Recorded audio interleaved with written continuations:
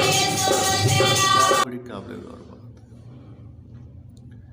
कुदरत का असूल, कुदरत का आइन, कुदरत का कानून और चीज़ है और खुदा का हुक्म और चीज़ है। खुदा का हुक्म और चीज़ है और खुदा का आइन, खुदा का कायदा, खुदा की कुदरत और चीज़ भी हो सकती है। मिसाल के तौर पे जो अच्छा बीज बोता है उसके लिए अच्छा ही फल निकलेगा, वो अच्छा काटेगा। जो बुरा बीज बोता है वो बुरा काटेगा। ये कुदरत का असूल है, कायन है, कानून है, कुदरत का, नेचर का। लेकिन ये हुक्म तो नहीं है ना, ये हुक्म नहीं है। हम शरीयत में आइन को, कानून को, कायदे को, हुक्म को, अहकाम को, सब को हम शरीयत कहते हैं। लेकिन शरीयत को समझे मेरे भाई, जो कुदरत के असूल हैं, जो कुदरत के कायदे हैं, वो कुदरत के कायदे हैं, असूल हैं। मिसाल के तौर पे जो अच्छा बीज बोएगा वो अच्छा काटेगा, जो बुरा बोएगा वो बुरा काटेगा। अब जो बुरा बोएगा वो बुरा काटेगा, तो ये खुदा की शरीयत नहीं है, ये खुदा का हुक्म नहीं है। हमने सारी बातों को जो एक ही बात में शरीयत कह देते हैं, इसको समझने की ज़रूरत है। हकीकत में ऐसा नहीं है। अहकाम और हैं और चीज़ हैं, कुदरत का कानून और कायदा और चीज़ है। जो खुदा का हुक्म है वो और जो चीज़ है, जो कानून और कायदा है वो और चीज़ है। मिसाल के तौर पे जैसे मैंने बताया कि अच्छा बीज बोएंगे तो अच्छा काटेंगे, बुरा बीज बोएंगे तो बुरा काटेंगे। ये कुदरत का असूल है, ये खुदा का हुक्म नहीं है। आप कंफ्यूज हो जाते हैं इस बात पे कि सारी बातों को शरीयत कह के आप कंफ्यूज हो जाते। ये खुदा का हुक्म नहीं है, हुक्म नहीं है। खुदा का हुक्म है कि गुनाह ना कर, बदी ना कर, नाफरमानी ना कर। खुदा का हुक्म ये है, गुनाह ना कर, बदी ना कर, नाफरमानी ना कर। ये 3 बातें हैं, ये खुदा का हुक्म है। अब जो असूल है कि जो बुरा बीज बोता है वो बुरा काटेगा, ये खुदा ने इन्फॉर्म किया है। ये खुदा ने इन्फॉर्म किया है, आगाही दी है कि बुरा बीज ना बो ताकि तो बुरा ना काटे। अब ये शरीयत नहीं है, ये शरा नहीं, ये हुक्म नहीं है। मेरी बात बड़ी काबिल गौर और गौर से सुनने वाली, ये आपको सारी उम्र समझ नहीं आएगी। हुक्म में और कायदे में, कानून में फ़र्क है। अब हुक्म और कानून और कायदे को अगर एक ही बात हम कह देते हैं कि ये शरीयत है, तो ये हमारी परसेप्शन है, समझदारी की बात है, समझने की बात है। असल में ऐसा नहीं। खुदा का हुक्म और चीज़ है, खुदा का असूल और कायदा और चीज़ है।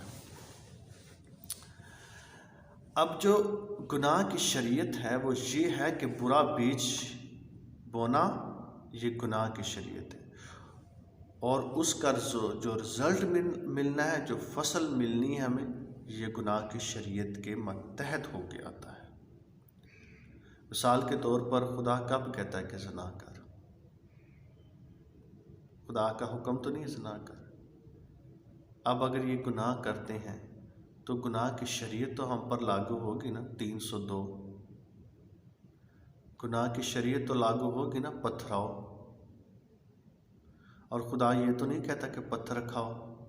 खुदा तो कहता है ज़िना ही ना करो। तो पत्थर की बात तो बाद में आएगी ना, जब ज़िना कर लेंगे। खुदा तो कहता है कि ज़िना कर ही ना, वो पत्थर की बात तो करता ही नहीं, वो पहले कहता है कि ज़िना ही ना कर। हाँ, इन्फॉर्मेशन देता है, इन्फॉर्म करता है कि जो पत्थर फिर पड़ेंगे, जो गुनाह करेगा, ज़िना करेगा, उसको पत्थर पड़ेंगे, उसकी सज़ा पथराव है, फिर मौत है उसकी। गुनाह की मजदूरी जो है मौत है। क्यों? क्योंकि ये शरीयत है गुनाह की, ये गुनाह की शरीयत है। जो नेकी करेगा खुदा की बादशाही में जाएगा, ये नेकी की शरीयत है, खुदा की शरीयत है।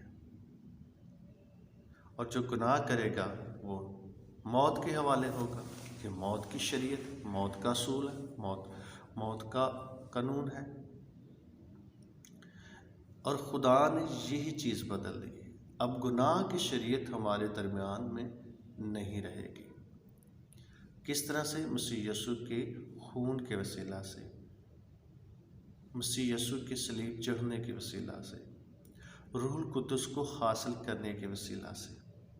अब गुनाह की शरीयत हम में नहीं रहेगी। अब नाफरमानी और बदी और गुनाह हमारे दरमियान नहीं रहेगा, तो ना हम पे गुनाह की शरीयत लागू होगी। देखें ना, मिसाल के तौर पे मैं आपको बड़े वाज़ेह अंदाज में समझाता हूँ। कोरोना आम है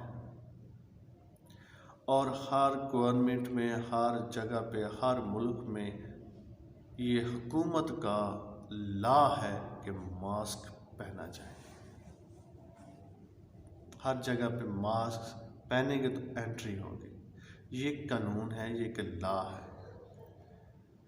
अब ये हुकूमत की शरीयत है कि मास्क पहनो। हुकूमत ये नहीं कह रही कि मास्क ना पहनो, कह रही मास्क पहनो। अब वो आगे बताती है, इन्फॉर्म करती है कि अगर आप मास्क नहीं पहनेंगे तो आप एंटर नहीं हो सकेंगे। इसी तरह से खुदा कहता है कि गुनाह ना करो, गुनाह करोगे तो खुदा की बादशाही में दाखिल नहीं हो सकोगे। अब मास्क जो नहीं पहनेगा उसको कोरोना लग सकता है, सज़ा मिल सकती है, बीमारी लग सकती है, उसको हॉस्पिटल जाना पड़ेगा। फिर वो सारे जो मास्क ना पहनने की शरीयत उस पर लागू हो जाएगी। आप मास्क पहने बगैर बैंक के अंदर दाखिल होते हैं, वो आपको पकड़ लेंगे क्योंकि आपने नाफरमानी की। नाफरमानी की शरीयत फिर लागू हो जाएगी। अब जो नाफरमानी की शरीयत वो गवर्नमेंट की शरीयत कह सकते हैं हम। अब वो गवर्नमेंट चाहती है कि आपको सज़ा मिले, आप सज़ा पाएँ। उस गवर्नमेंट तो इन्फॉर्म किया कि ये सूरत हाल पैदा हो जाएगी, फिर आपको गुनाह की शरीयत से, तकलीफ़ की शरीयत से गुज़रना पड़ेगा, राह से गुज़रना पड़ेगा। तो ये तो गवर्नमेंट इन्फॉर्म करती है। तो खुदा ने भी हमें इन्फॉर्म किया और फिर खुदा ने बदल दिया है। खुदा ने इसको अपने खून से बदला, खुदा ने अपने इसको असूल से बदला, अपने बेटे को सलीब पर चढ़ाया ताकि अब इसकी जगह माफ़ी हो जाए। माफ़ी। जानी औरत जब आई तो सब ने हाथों में पत्थर लिए हुए थे और यीशु मसीह से जब सवाल किया गया तो यीशु मसीह ने फरमाया, पहला पत्थर वो मारे जिसने गुनाह किया ही नहीं। तो सारे निकल गए। अब यीशु मसीह रह गए थे क्योंकि यीशु मसीह ने कभी गुनाह किया ही नहीं था। तो यीशु मसीह ने भी माफ़ कर दिया। उसने कहा, जा आप गुनाह ना करना। अब हकीकत में वो औरत सज़ा के लायक थी, गुनाह उसने किया था, मौत के लायक थी, लेकिन ये यीशु मसीह की मोहब्बत थी